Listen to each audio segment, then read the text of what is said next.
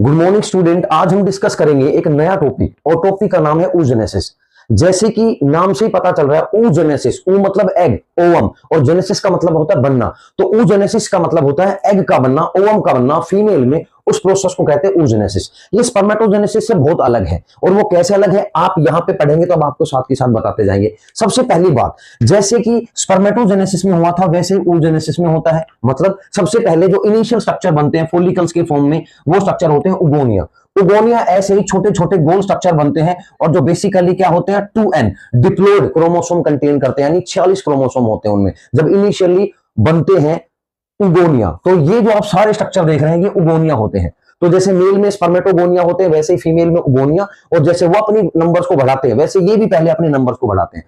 तो जब हम बात करते हैं oogenesis की तो सबसे पहले जो उगोनिया होते हैं उनमें माइटोसिस होता है। और माइटोसिस का मतलब आपको सबको पता है इक्वेशनल डिवीजन। तो माइटोसिस की हेल्प से जो उगोनिया होते हैं ये अपने नंबर्स को बढ़ाते हैं। लेकिन सबसे इंपॉर्टेंट बात क्या है कि जो उगोनिया प्रोसेस होता है वो फीटल लाइफ में स्टार्ट हो जाता है। फीटल लाइफ का मतलब समझिए, जैसे मेल में ये जो प्रोसेस स्टार्ट होता है ये बर्थ होता है, फिर उसके बाद वो प्यूबर्टी की एज में पहुंचता है मेल चाइल्ड, और उसके बाद ये प्रोसेस स्टार्ट होता है। लेकिन इसमें बिल्कुल अपोजिट है। मतलब क्या है कि इसमें ये जो प्रोसेस होता है इस कंडीशन में जब एक बच्ची फीमेल चाइल्ड यानी एक बच्ची जब मदर वोम में होती है यानी गर्भाशय में होती है, मदर के अंदर होती है, उसी समय ये प्रोसेस जो है माइटोसिस का उगोनिया की फॉर्मेशन अपने नंबर्स को बढ़ाने का शुरू हो जाता है। तो ये बहुत बड़ा डिफरेंस है। मेल में प्यूबर्टी के बाद जो प्रोसेस स्टार्ट होता है बेटा, वही फीमेल में जब फीमेल चाइल्ड मदर वोम में प्रेजेंट बनती है, बनना स्टार्ट होती है, उसी समय से ये प्रोसेस जो है स्टार्ट हो जाता है। और ये जो प्रोसेस होता है up to 25th week 6 month of the foetal life. और ये जो प्रोसेस होता है माइटोसिस का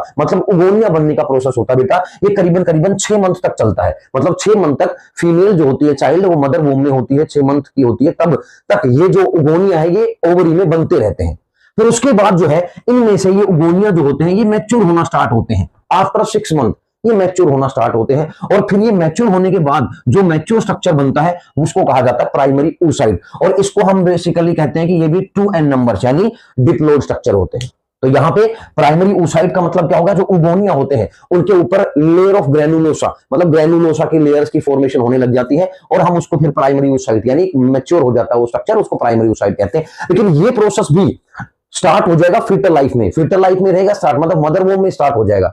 जैसे ही बर्थ होगा, ध्यान देना मैंने लिख रखा है बेटा स्पेसिफिकली, जैसे ही एक चाइल्ड का एक बच्ची का जन्म होगा वैसे ही ये जो प्राइमरी oocyte है ये मियोसिस 1 में एंटर कर जाएंगे। अब ध्यान देने वाली बात है, बस यूनिक बात यही है जो आपको समझना है, और वो क्या है कि जैसे ही प्राइमरी oocyte बनेंगे वैसे ही बर्थ होगा, और बर्थ होने के बाद ये प्राइमरी oocyte जो है ये मियोसिस 1 में एंटर कर जाएंगे। मियोसिस 1 का मतलब आपको सबको पता है रिडक्शनल डिवीजन, मतलब 2n n में यानी 46 क्रोमोसोम 23 में कन्वर्ट होना स्टार्ट होंगे। लेकिन क्या होगा यहां मियोसिस 1 में एंटर तो कर जाएंगे और मियोसिस 1 जो है सेल डिवीजन स्टार्ट भी हो जाएगी बेटा, लेकिन अरेस्टेड एट प्रोफेज 1। लेकिन ये रुक जाएगी प्रोफेज 1 में जाके डिप्लोटिन स्टेज पे। प्रोफेज 1 की डिप्लोटिन स्टेज जो होती है सेल डिवीजन की स्टेज है, ये आपको पता होगी।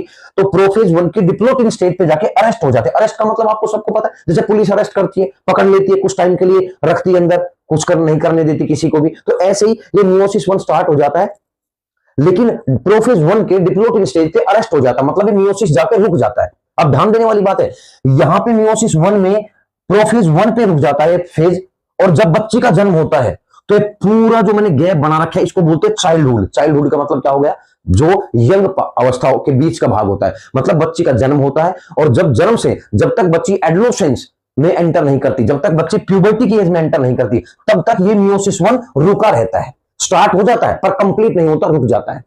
फिर जैसे यहां पे चाइल्डहुड कंप्लीट होगा यानी बच्ची एज ऑफ प्यूबर्टी में एंटर करेगी, यानी जैसे बच्ची के में पहली बार मेंस्ट्रुअल साइकिल स्टार्ट होगी वैसे ही ये मियोसिस 1 भी जो रुकी हुई थी ये स्टार्ट हो जाएगी। और जैसे ही मियोसिस 1 स्टार्ट होगी वैसे ही ये बेसिकली कंप्लीट होगी, बट अनइक्वल साइटोकाइनेसिस। ये फेज जो है मियोसिस का वो कंप्लीट हो जाएगा, लेकिन इसमें 2 स्ट्रक्चर बनेंगे एज यूजुअल, जैसे मेल में बने थे वैसे ही इसमें 2 स्ट्रक्चर बनेंगे, एक सेकेंडरी oocyte और एक पोलर बॉडी। लेकिन यहां पे प्रॉब्लम क्या है कि मियोसिस 1 की फर्स्ट स्टेज कंप्लीट होगी, वो बन तो जाएंगे 2n is converted into n। यहां पे जो 2n है ये तो n में कन्वर्ट हो गया, लेकिन यहां पे जो एग बनेगा वो 2 तरह का, एक बहुत छोटा और एक बहुत बड़ा। यानी जो एक सेकेंडरी oocyte ये तो परफेक्टली बनेगा, लेकिन जो ये बनेगा एग, ये बहुत छोटा बनेगा वही 22 प्लस एक्स, लेकिन ये फर्स्ट पोलर बॉडी, इसका कोई काम नहीं होता, ये टाइम के साथ बहुत छोटा होता है, इसके पास साइटोप्लाज्म नहीं होता, नरिशमेंट नहीं होता, इसलिए डीनेचर हो जाता है, टूट जाता है, खुद ही मर जाता है। और जो ये बच जाता है, यहां पे ध्यान देना, अडल्ट रिप्रोडक्टिव लाइफ, तो यहां पे अडल्ट रिप्रोडक्टिव लाइफ से स्टार्ट होता है प्रोसेस, मतलब 2n is converted into n। लेकिन मियोसिस 1 हुआ है बेटा, ध्यान रखना, और मियोसिस 2 कंप्लीट होगा तो फिर फेज मियोसिस का कंप्लीट होगा। तो यहां पे जो सेकेंडरी oocyte है, ये मियोसिस 2 में एंटर कर जाती है, same concept is work over there.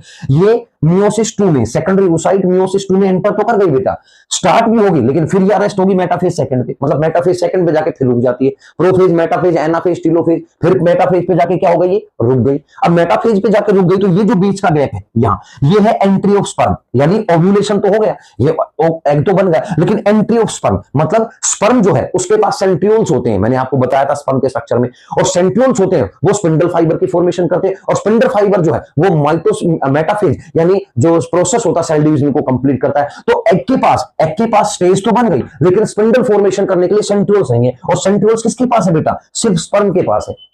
तो जब तक ये स्पर्म एग में एंटर नहीं करेगा, मियोसिस सेकंड जो है प्रोसेस, ये मेटाफेज सेकंड पे ही अटका रहेगा, रुका रहेगा, ये पूरा ही नहीं होगा।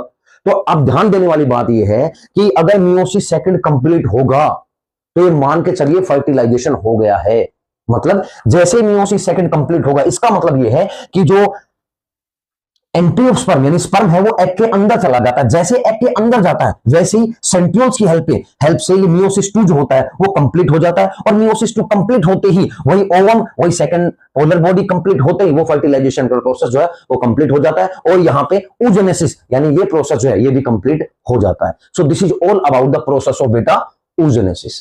Thank you.